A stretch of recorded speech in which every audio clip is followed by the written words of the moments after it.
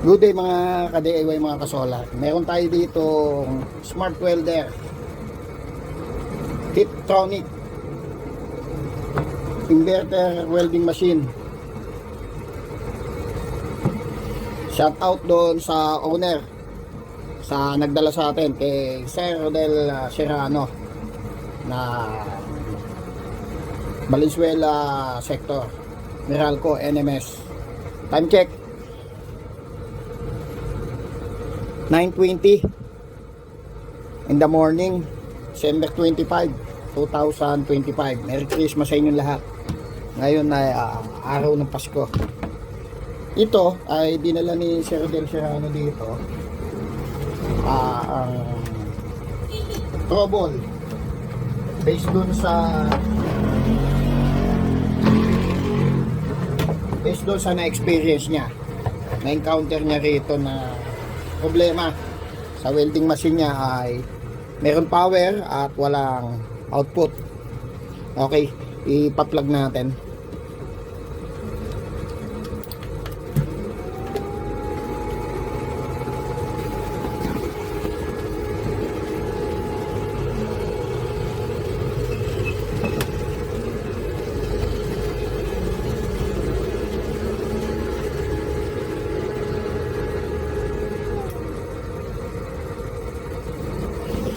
Okay, power on.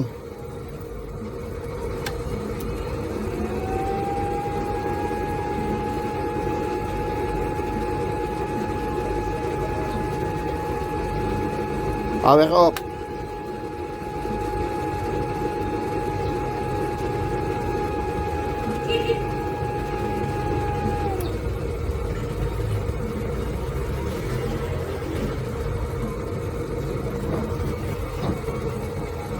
Okay, unplug.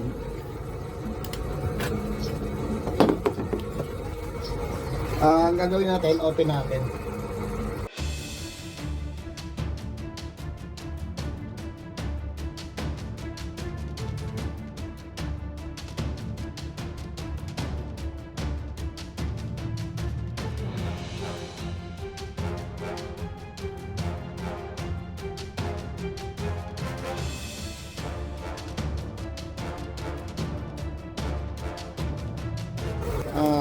Lately nag-supply tayo ng 220 volts AC, and then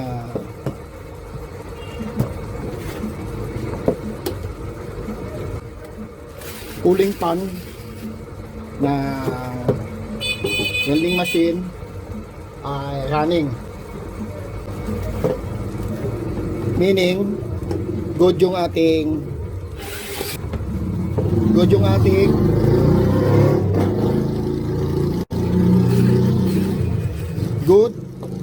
ang auxiliary power supply.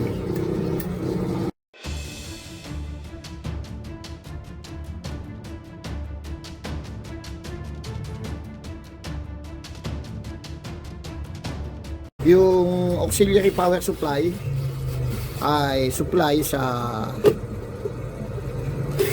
cooling fan 24 volts.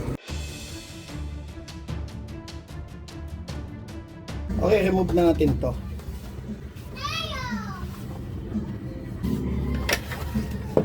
Remove natin itong ating guide sa heatsink.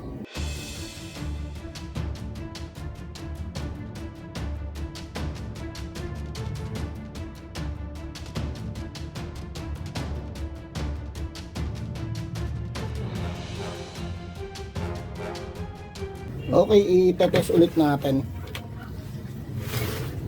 May measure tayo na voltage dito sa output niya sa terminal.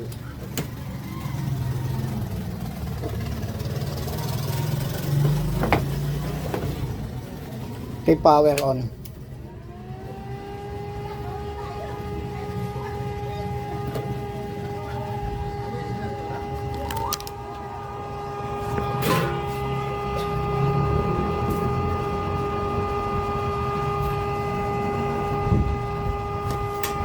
Okay, power off.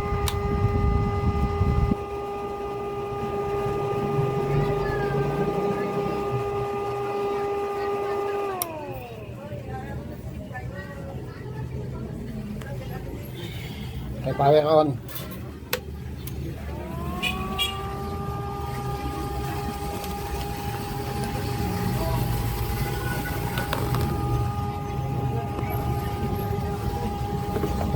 Okay. Pag-test, select natin ang DC volts. Okay, positive, negative. 17.87.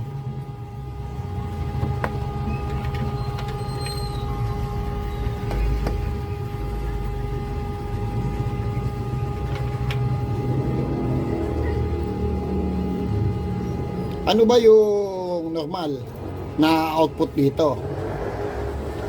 Dito, ang na-experience na output natin dito ay 50 volts to 60 volts DC. Ngayon, i-test natin yung output. Yung current.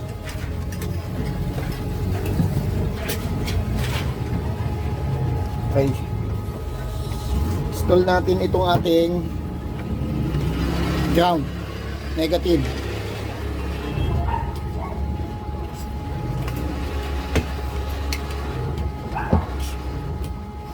And then install natin itong ating electrode holder or welding rod holder.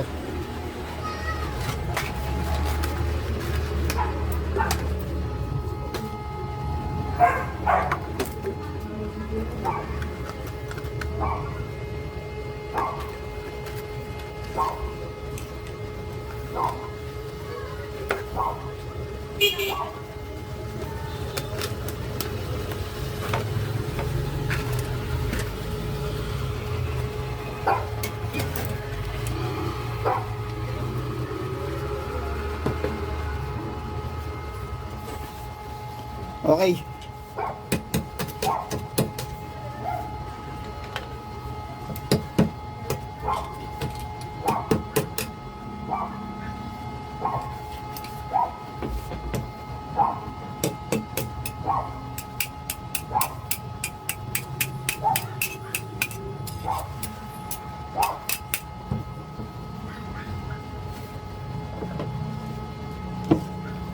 Okay, dito ipakikita ko sa inyo.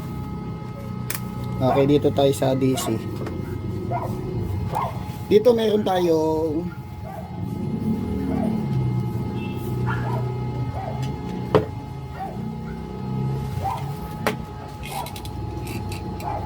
okay. Yung ating alligator clip ground ay connected sa negative ng ating test probe. And then itong ating positive test probe ay connected dito sa welding rod holder. Meron tayong 17 volts. Okay. Ang gagawin natin, ito. Okay. I-short natin dito.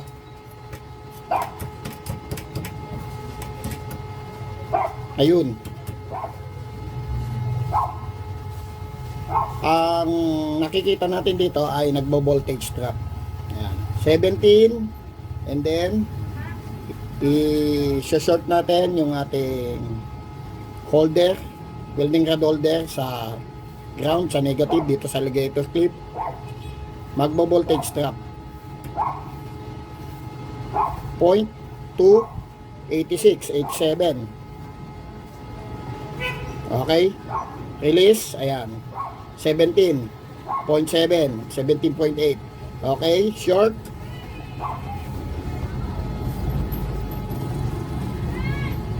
Okay, voltage drop. Release, 17 volts.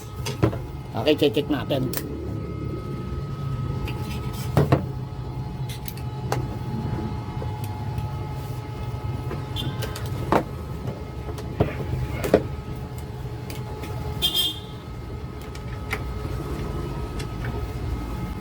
Okay, power off.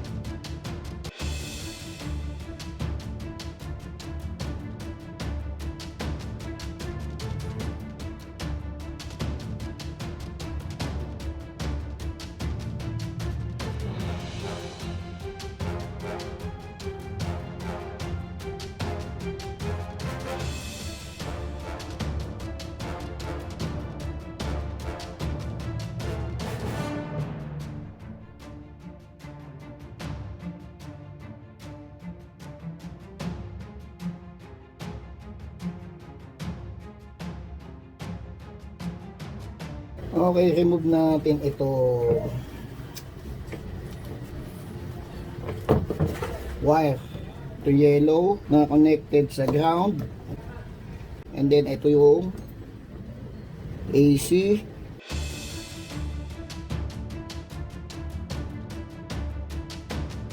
Itong red, ito yung connected sa 220 volts AC. Ito red.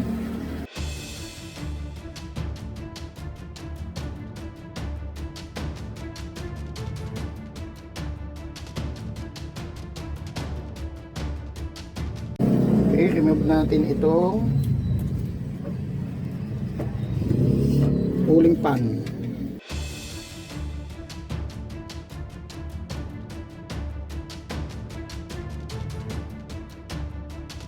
Okay, ito yung kanyang fast recovery diode. And then ito yung kanyang IGBT. And then yung kanyang bridge rectifier diode ay ito. Ito yung connected sa ating 220 volts AC. Ito.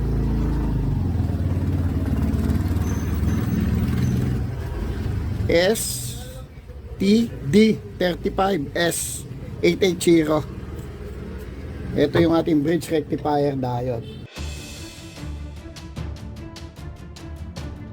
Okay, ayun.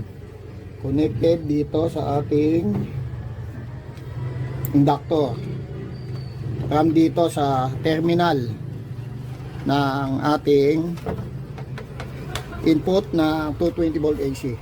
Okay mga ka-DIY, mga ka-solar. Ito na yung ating board. Nilinis natin ano. At dito tayo ngayon sa loob. At magte-testing tayo. I-check natin if ano yung trouble. Pero dito sa nakikita ko yung PWM, ayan, kung napapansin nyo yung PWM,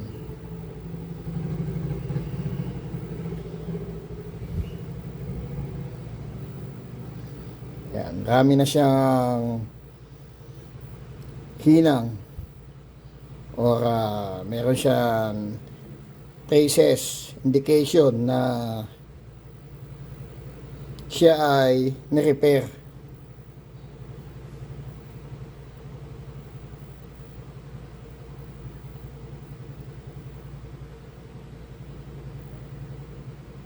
Ayan, kung makikita nyo, yung hinang niya ay balbo na. At galing na siya sa technician. At hindi siya nagawa. Ngayon, ang findings natin dito ay ang problem nito ay PWM. Yung nag-testing tayo, nag-check voltage tayo dito ay mayroong output na 17 volts. Meaning, good yung ating IGBT and then itong ating fast recovery diode. Ito yung fast recovery diode. And then ito yung IGBT. Ipakita ko sa inyo na good yung IGBT natin. Okay, select natin itong diode.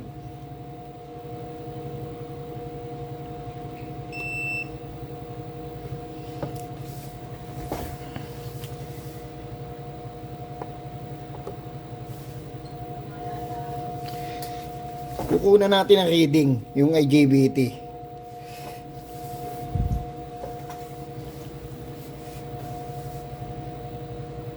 Okay. Gate collector 0.661. Gate emitter 0.431. Gate collector 0.661. Gate emitter 0.431. Balance, meaning ito ay good. Once na meron diyang open or shorted, hindi the same yung ating reading dyan. Gate collector. Gate collector 0.661. Dito gate collector 0.661. Gate emitter 0.431. Gate emitter 0.431. Meaning same lahat siya ng reading. Meaning good yung ating IGBT. And then dito naman tayo sa fast recovery diode. Cathode, anode. Cathode, anode.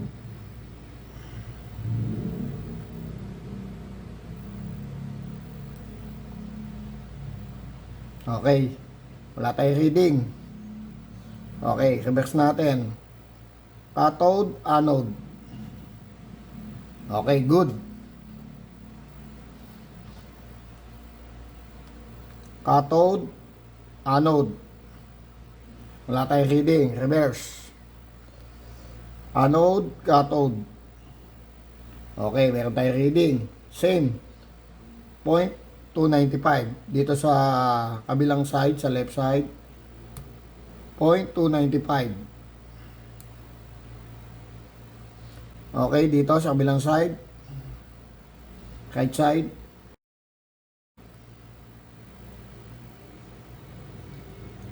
Okay. Yung reading na nakukuha natin dito sa fast recovery diode. Okay. Cathode, anode. Wala tayong reading. Meaning, good yung fast recovery diode natin. Ang nakukuha natin reading ay same. Bawat fast recovery diode natin. And then, sa reverse, wala tayong reading. Meaning good. Gagawin natin, susuplayin natin yung last na nag-check tayo. Meron tayo dito 17 volts. 17 volts DC sa output. Okay, check natin it.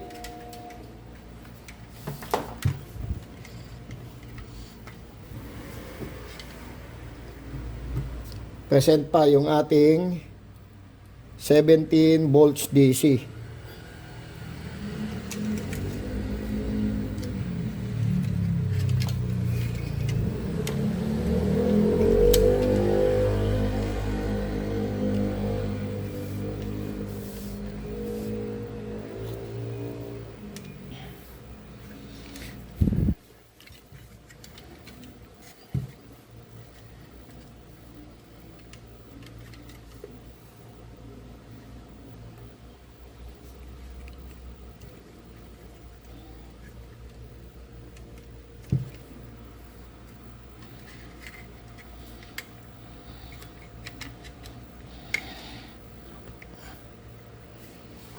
Okay. Install natin yung ating power indicator, LED light.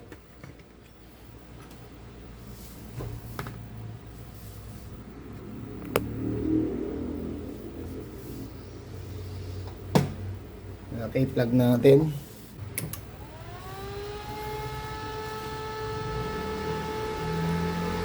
Dito kung makikita nyo, ayan. Naka-power yung ating LED light indicator para sa overcurrent. And then ito yung ating power, yung green. Yung yellow is overcurrent. Meaning may power. Ang trouble, walang spark. And then meron tayong output na 17 volts. Once na pinagsa-short natin yung positive negative sa ating welding rod holder doon sa ground, na-experience natin ay nagbo-voltage drop.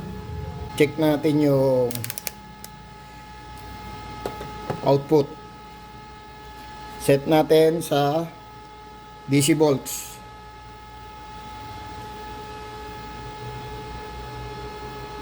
Okay.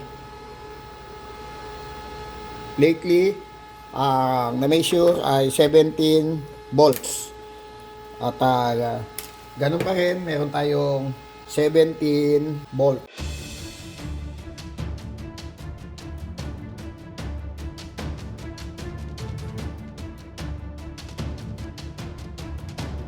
Good yung ating IGBT, fast recovery diode, pero yung output natin ay 17 volts lang.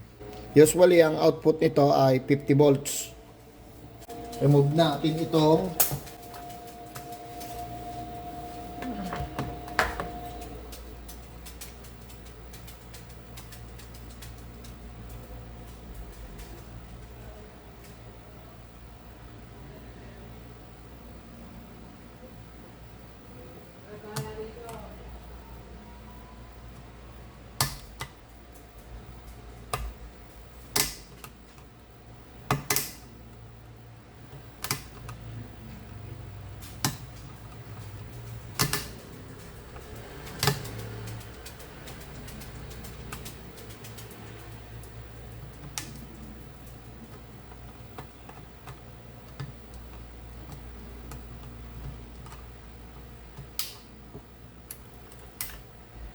dito, kung makikita natin dito, kung makikita nyo,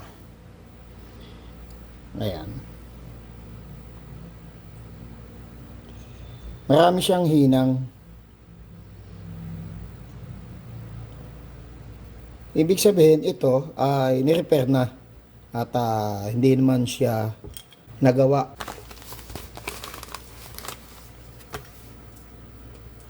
Meron tayong in-order sa Lazada.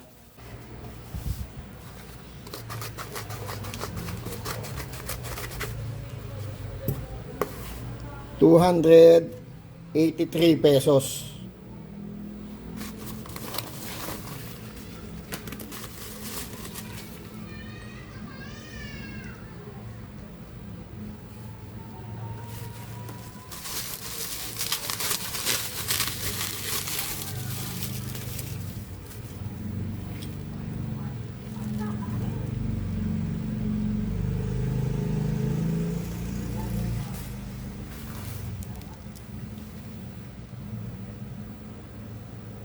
Okay. Install natin and then check natin. Ang gagawin natin,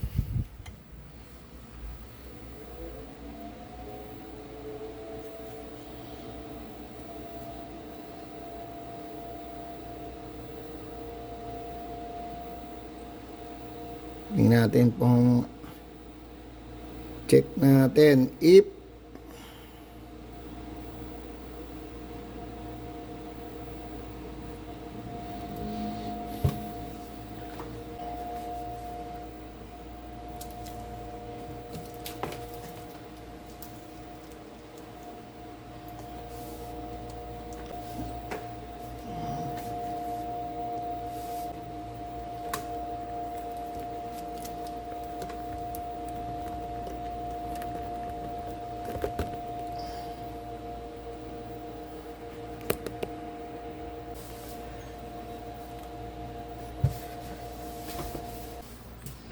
ito, hindi na natin itetest yung mga IC. Ayan o, bugbog na yung IC sa dami ng hinang.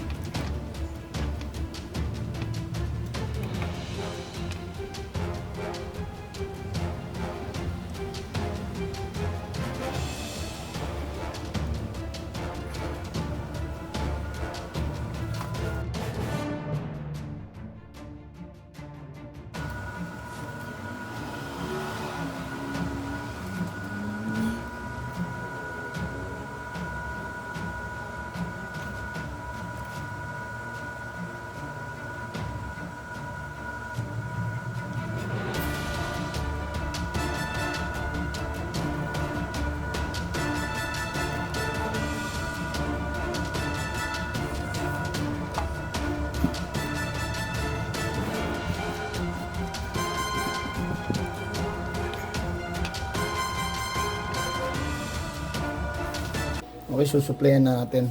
Power natin.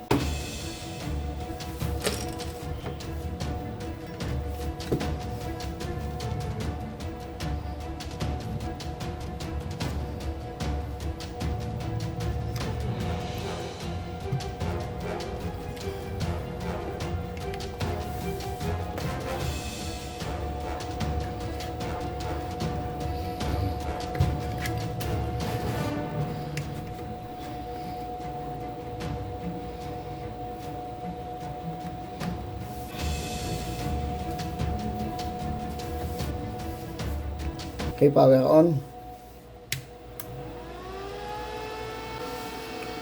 Dito, kanina ang indicator natin ay dalawa. Isa dito and then isa dito, yung LED light natin. Okay. Yung ating overcurrent ay naka-power off na. Ang naka-power na lang itong green light. Okay.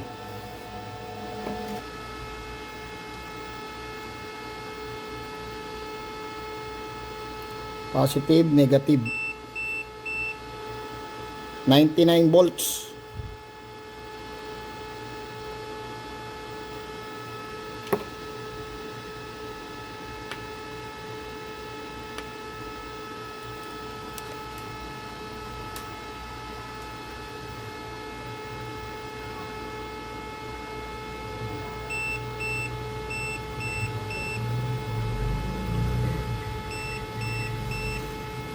One hundred one.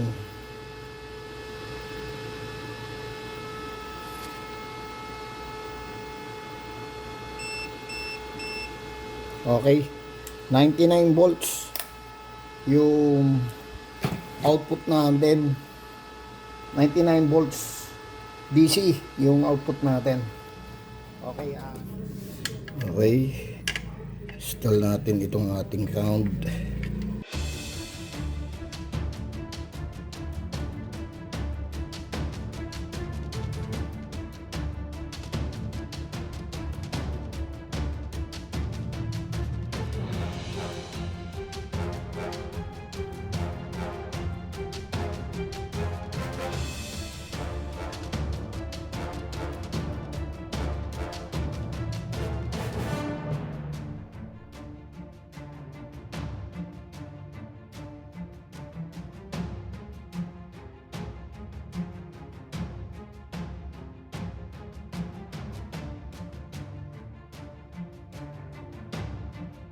Okay, i-test natin after natin replace itong ating PWM controller. Ang na-experience natin dito ay merong output 17 volts DC. Then time na nag-welding tayo, dinidikit natin, sinashort natin yung welding rod sa ground, ay nagbo-voltage drop. At ang ginawa natin based doon sa mga nagawa na natin, mga previous na troubleshoot natin na inverter welding machine, merong output mababa, meaning good ang IGBT, good ang ating fast recovery diode. Ang problem natin ay dito. So, ang ginawa natin, nagpalit tayo ng pulse width modulation. Ite-test natin. Test natin doon sa labas. Okay. Ito na yung ating welding machine.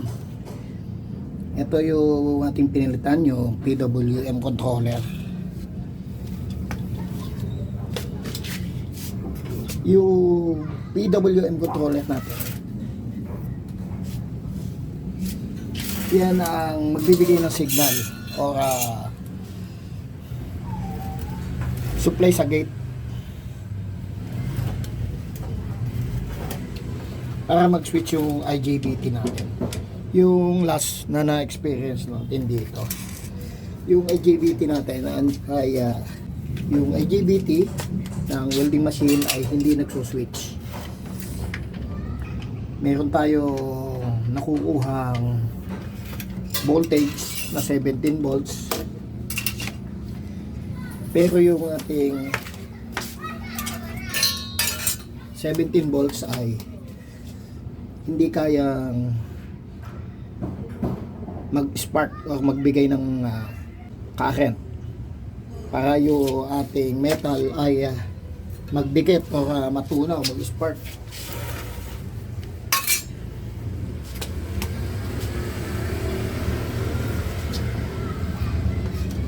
Okay.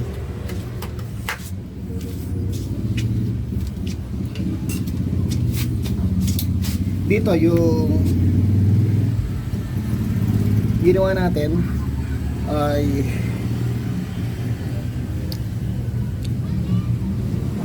chinek natin yung IGBT and then yung fast recovery diode. Even na meron tayo nakukuha na may measure sa output na 17 volts. Just in case na wala tayong nakuha sa output or na measure na 17 volts, ang problem natin pwedeng IGBT or yung fast recovery diode. Dito ang problem, may voltage pero hindi nag-i-spark. Ang problem, direct tayo doon sa trouble ay sa PWM controller.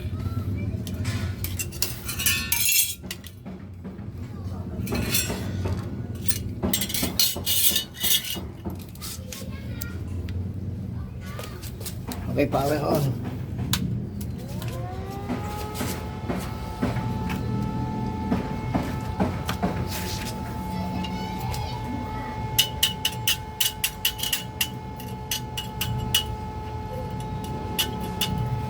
Okay.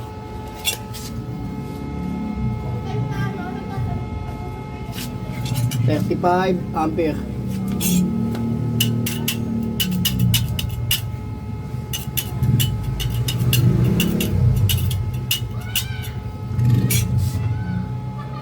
Ampere.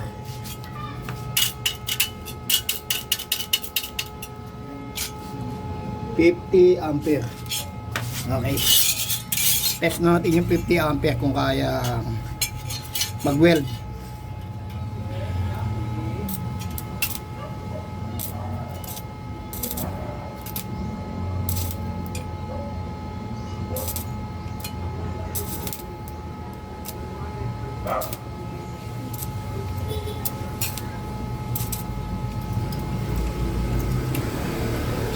Okay. 55 ampere.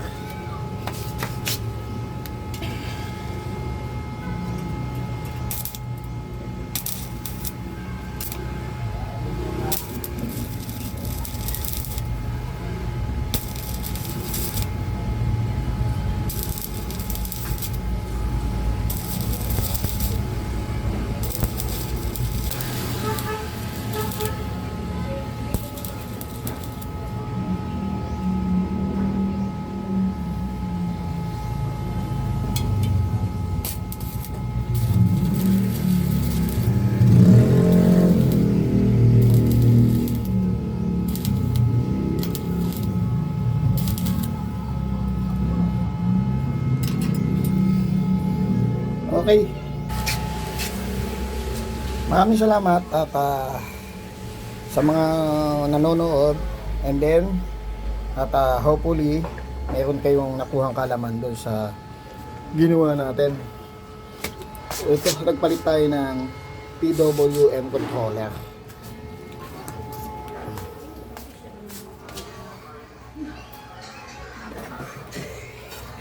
Ito yung i-remove natin dito.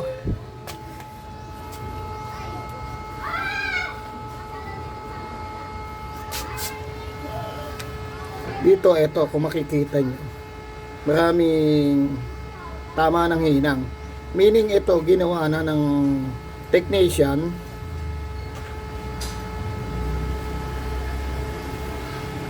but yung trouble ay hindi niya nakuha dito. Pero tayo dito, ang ginawa natin ay nagpalit na tayo ng isang buong board na module ng PWM controller.